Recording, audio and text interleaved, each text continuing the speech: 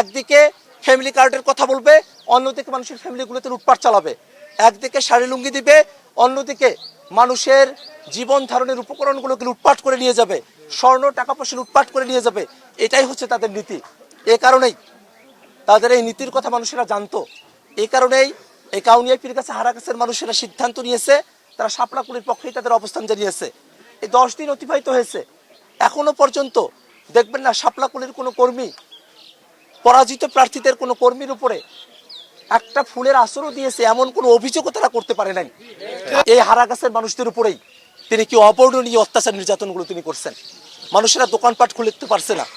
গতকাল সন্ধ্যাবেলা তারা মাইকিং করেছে, হুমকি দিয়েছে কোনো দোকানপাট খোলা যাবে না, কোনো ব্যবসা প্রতিষ্ঠান খোলা যাবে না। মানুষের রুটি রুজিতে তারা টান দিয়েছে। একদিকে তারা ফ্যামিলি কার্ডের কথা বলবে, অন্যদিকে অত্যন্ত হাস্যকরভাবে বিরোধী দলের সাংসদের বিরুদ্ধে হরতাল ডেকে, এবং বিএনপি সরকারের আমলে প্রথম ডাকা হরতাল আমার বিরুদ্ধে একজন বিরোধী দলের নেতার বিরুদ্ধে তারা ডেকেছেন। হাস্যকরভাবে তারা এই হরতালটা কোনোভাবে একটা সরকারি দলের চরিত্রের সঙ্গে এটা যায়। আওয়ামী লীগের সময় এটা হতো, আওয়ামী লীগ অবরোধ করতো, আওয়ামী লীগের লোকেরা তারা তাদের মধ্যকার গ্যাঞ্জামের কারণে তারা হরতালের মতো করে তারা অবরোধ ডাকতো, গাড়ি ঘোড়া বন্ধ করে দিত। আর এখানে সরকারি দলের প্রার্থী, পরাজিত প্রার্থী, তিনি বিরোধী দলের একজন সংসদ সদস্যের বিরুদ্ধে তিনি হরতাল থেকে বসে আছেন। তারা যা ভোট পেয়েছেন এর মধ্যেই তো কারচুপি করেছেনই।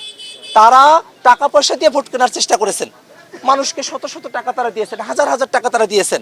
তারপরেও মানুষেরা তাদের পক্ষে যায় নাই, কারণ মানুষেরা জানে যে ওই এক রাতের টাকা পয়সা 5 বছর তাদেরকে ভোগাবে। তারা ভোগান্তির মধ্যে পড়তে চান নাই। এই কারণে তারা শাপলাকুলির বক্তব্যের প্রতি আকৃষ্ট হয়ে তারা শাপলাকুলিতে ভোট দিয়েছেন। আমরা এই সন্ত্রাসের বন্ধ চাই, সেজন্য আমাদের পরবর্তী কর্মসূচি থাকবে। আমরা আজকে আমাদের নেতাকর্মীরা প্রথম হারাগাছে আসতে পেরেছেন, তারা যদি পুলিশের তরফ থেকে অভয় পান, খুব অল্প সময়ের মধ্যেই আমাদের যাদের বাড়িঘরগুলো ক্ষতিগ্রস্ত হয়েছে, যাদেরকে মারধর করা হয়েছে, যাদের বাইকগুলো ভাঙা হয়েছে এবং চুরি করা হয়েছে, তারা অল্প সময়ের মধ্যেই ফরমালি এফআইআর দাখিল করবেন। মামলার কার্যক্রম আমাদের তরফ থেকে আমরা শুরু করব।